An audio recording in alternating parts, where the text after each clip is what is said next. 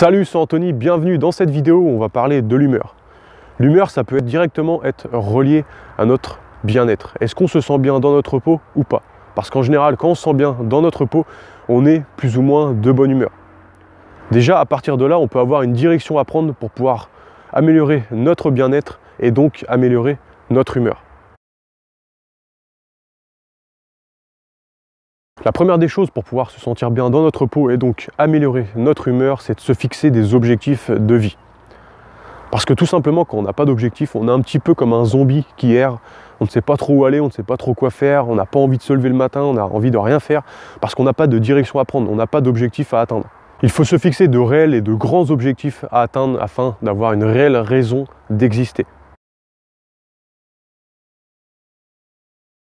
Comme on l'a vu juste avant, notre humeur va dépendre directement de notre bien-être. Le meilleur moyen d'améliorer notre bien-être, c'est bien sûr de faire une activité physique. L'activité physique, ça nous apporte du bien-être, du bonheur, mais ça va également fluidifier nos énergies, fluidifier les liquides dans notre corps, et ça va également stimuler notre système lymphatique.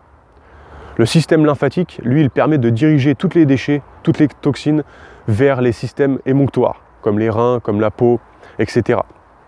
En gros, il va permettre aux déchets du corps d'être évacués et donc grâce à ça, on va se sentir beaucoup mieux. Mais il va également drainer le liquide interstitiel. Ce liquide interstitiel, en fait, c'est tout simplement un liquide où baignent nos cellules.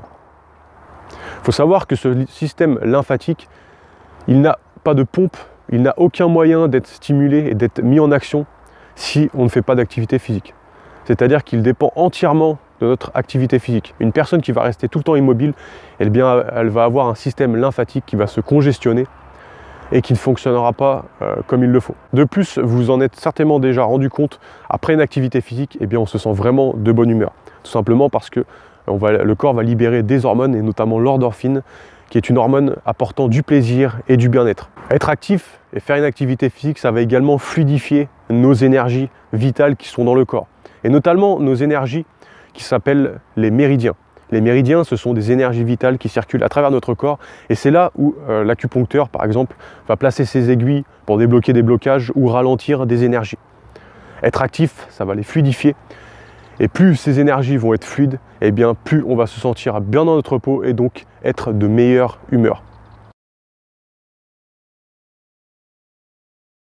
Alors la méditation peut être un très bon moyen de réguler notre humeur et de nous apporter du bien-être. Tout simplement parce qu'elle va permettre au cerveau de se concentrer et de se régler sur des fréquences nous apportant le bonheur tout en réduisant notre stress.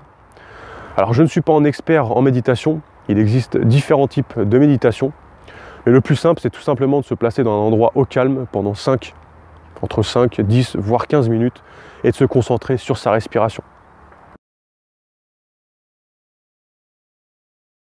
Je vais vous parler maintenant de quelque chose qui peut être facile à comprendre mais difficile à mettre en pratique. Ce sont tout simplement la qualité de nos pensées. Peut-être que vous le savez ou peut-être que vous ne le savez pas, mais nos pensées sont tout simplement de l'énergie. À chaque fois qu'on pense, on envoie une énergie suivant la qualité de notre pensée. On envoie une énergie dans le champ de l'univers. Et c'est à ce moment-là que je vais perdre toutes les personnes qui sont plus terre à terre. Mais peu importe, je pense que les lois universelles et les lois de la nature, on les apprend soit par la sagesse, soit par la souffrance. Et ça, c'est chacun son choix. Donc pour revenir aux pensées, on crée notre monde extérieur avec les pensées que l'on a à l'intérieur de nous. Les pensées sont une énergie, et comme tout est énergie dans l'univers, même les choses les plus dures qui peuvent se trouver autour de nous ne sont que de l'énergie compactée. Les pensées qu'on va avoir vont émettre une énergie, et ça va créer notre réalité extérieure. On pense fortement qu'on va échouer à un examen, on est presque sûr qu'on va échouer à l'examen. Sur un ordinateur, on fait des mises à jour de façon à améliorer son fonctionnement, le cerveau est à la même image qu'un ordinateur. Il est à la même image que les logiciels, les processeurs, c'est un petit peu pareil. Et ce qu'on veut, nous, c'est pirater le cerveau et lui mettre la dernière mise à jour de façon à être constamment bien dans sa peau et de bonne humeur et de surtout contrôler notre réalité. Et ça, malheureusement, personne ne peut le faire à notre place. C'est à nous de faire ce travail intérieur. Il y a une citation que j'aime bien qui est de Napoléon Hill, il me semble, qui disait « Le plus esclave d'entre nous est celui qui est esclave de son esprit ». En fait, c'est totalement ça, puisque le seul contrôle qu'on peut avoir, c'est sur notre esprit. Si on veut commencer à se sentir mieux dans notre peau et de meilleure humeur, il faut commencer par réorienter nos pensées et recontrôler notre esprit. Moi-même, dans le passé, j'ai été esclave de mon esprit. J'avais constamment des mauvaises pensées et je les laissais me contrôler au lieu de les laisser passer. Et je pense qu'il y a vraiment rien de pire que de subir des mauvaises pensées. On a vraiment l'impression d'être en enfer quand on laisse nos pensées et nos mauvaises pensées nous contrôler à longueur de journée. Notre esprit est un petit peu comme notre corps. Il a besoin d'être nourri pour fonctionner normalement. Et la meilleure façon de nourrir son esprit, c'est de lire des livres. Ou en tout cas d'apprendre. D'apprendre ou de lire des livres qui nous apportent des solutions et qui nous ouvrent l'esprit. Encore une fois, avant, je ne lisais aucun livre. Je n'avais pas un bon état d'esprit. Je me sentais vraiment pas bien dans ma peau. Et je ne trouvais pas des réponses aux questions auxquelles je me posais. Je n'avais pas forcément un esprit ouvert et ça me limitait vachement dans mon sentiment de bien-être et dans ma bonne humeur. Je me sentais un petit peu comme vide à l'intérieur tout simplement parce que je n'apprenais rien.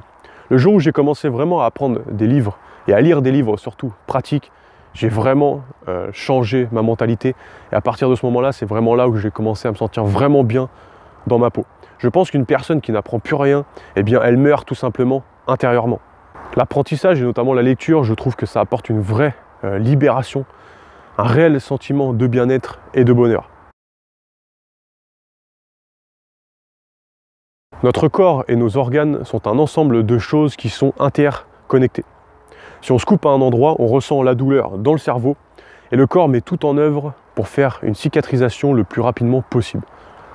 Si par exemple on est stressé, eh bien les muscles se contractent, le cœur s'accélère, on ressent de l'angoisse, l'intestin se resserre, tout ça pour dire que tout est interconnecté dans le corps. Ce qui se passe dans la tête se passe dans le corps et vice versa, ce qui se passe dans le corps se passe dans la tête. Mais le plus important ici à retenir, c'est qu'on a dans l'intestin des neurones qui sont directement connectés. Donc les neurones de l'intestin sont directement connectés aux neurones de notre cerveau. C'est-à-dire que tout ce qui va se passer dans l'intestin va influencer directement nos pensées, notre mental, notre sentiment de bien-être ou pas, et notre humeur. Si ces neurones intestinales sont directement mises à rude épreuve par une mauvaise alimentation, alors une mauvaise alimentation, ça peut être une alimentation qui va être chargée en pesticides, en additifs alimentaires, ça peut être une alimentation qui va être vide de nutriments, vide de minéraux, vide d'antioxydants. Et bien tout simplement, ces neurones intestinales vont directement envoyer un mauvais signal aux neurones. Et ça va influencer directement la qualité de notre bien-être, la qualité de nos pensées, la qualité de notre mental et notamment notre humeur. Cette mauvaise alimentation qui influence négativement notre cerveau à cause des neurones intestinales qui ne sont pas en bonne santé, c'est souvent le cas avec une alimentation qu'on nous apprend à manger depuis tout petit, une mauvaise alimentation. Vous pouvez également le voir chez les personnes qui ont des problèmes intestinaux. Souvent, les personnes qui ont des problèmes intestinaux, qui ont des intestins qui sont sensibles, qui sont enflammés, qui ne sont pas en bonne santé, eh bien, ces personnes-là sont de mauvaise humeur. Tout simplement parce que l'intestin envoie au cerveau des connexions qui ne sont pas bonnes et ça influence directement sa façon de se sentir, son humeur, ses pensées et sa qualité de bien-être. L'alimentation, c'est l'essence du corps et c'est elle qui va en grande partie influencer notre qualité de bien-être et notre humeur. Elle va influencer tous les aspects de notre vie, de notre santé à nos ressentis, de notre énergie à notre sagesse et de notre bien-être à notre humeur. Alors si vous voulez en savoir beaucoup plus pour peut-être améliorer votre santé, pour peut-être perdre du poids, pour peut-être changer d'alimentation, pour peut-être gagner en énergie ou vous muscler, eh bien j'ai préparé directement 6 vidéos de formation qui sont totalement offertes et vous allez retrouver un lien dans la description pour recevoir ces 6 vidéos. Moi je vous dis à bientôt dans une prochaine vidéo.